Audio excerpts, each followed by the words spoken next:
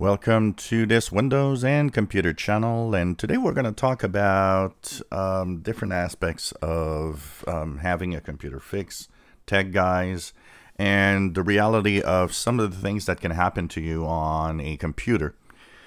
This is very general, so meaning that even though this is a Windows and computer channel that focuses a lot on Windows itself, every operating system and every person using even Mac OS or Linux can take that information because it's very general and apply it to themselves. So the first video here, and it's one I hear all the time, is you get a virus on your machine, and the first thing that you think and the first thing that you might actually have people telling you is, well, your antivirus was no good, so you need something better. And everybody has its favorite antivirus that they want to tell you, well, that's the good one, that's the good one, this one's the good one, this one is good because my tech guy told me that's the good one.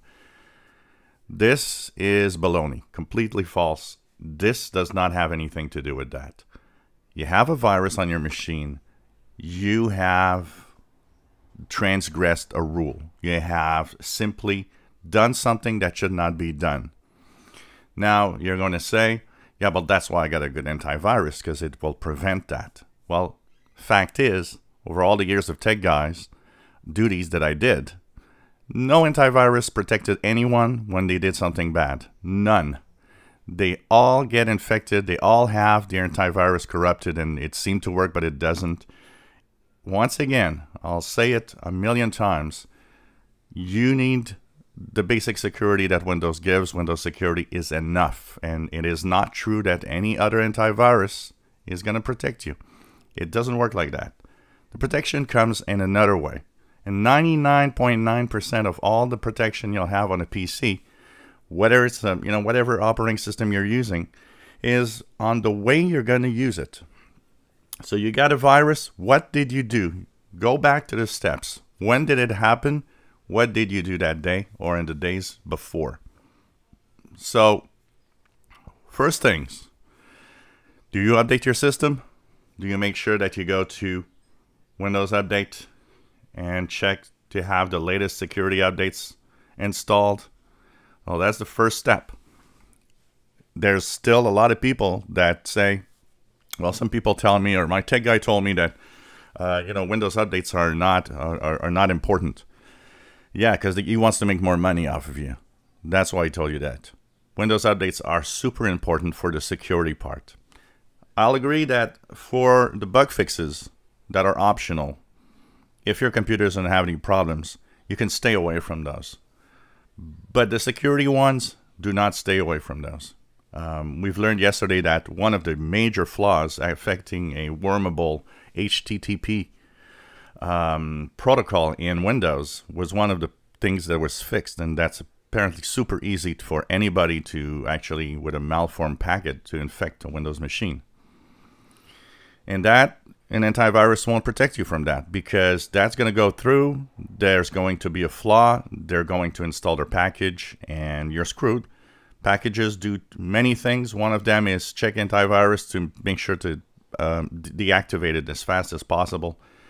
Once again, it renders most antiviruses useless. And remember that in many tests, antiviruses at best detect up roughly 70% of the viruses. That means a big 30% is not even seen by an antivirus, whatever brand you have.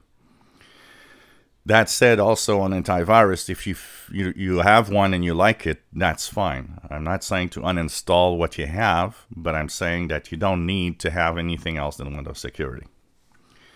Now, the other thing is, what did you do? Did you click on something in an email? That's the number one way people get infected with something. Clicking in an attachment on an email, getting ransomware, files encrypted, or any other types of things like keyloggers that will actually spy on what you're doing, typing on the keyboard, and so on. That's the most, after the fact that you don't have any updates for security, that's the second most important way that you'll get viruses on your machine. I always say, unless you know what it is, do not and avoid links and attachments in emails. Do you do stuff that shouldn't be done? Try to download that illegal software because you don't want to pay for it. Downloading illegal movies or watching illegal movies. These websites are crawling with all sorts of junk. Anything that is on the illegal side that shouldn't be done is a major risk for infection on PCs. Once again, as a tech guy, most of the people that downloaded software, downloaded games illegally with cracks, downloaded movies or music illegally, are the ones I would go and probably remove viruses and reinstall Windows the most often, because that's the way it is. And I would often tell them, you're paying the tech guy big money. That movie that you downloaded costs a lot less than the tech guy to get the real version. So, there's this logic that people don't have sometimes, where they think they're saving money, but in reality they're going to actually pay a tech guy, which costs them even more money than whatever they wanted to save. And so, these are all things that you got to be careful. Make sure that you don't, download things from websites you have no idea. Yesterday I did a series on giving you what website to go for your manufacturer. Why?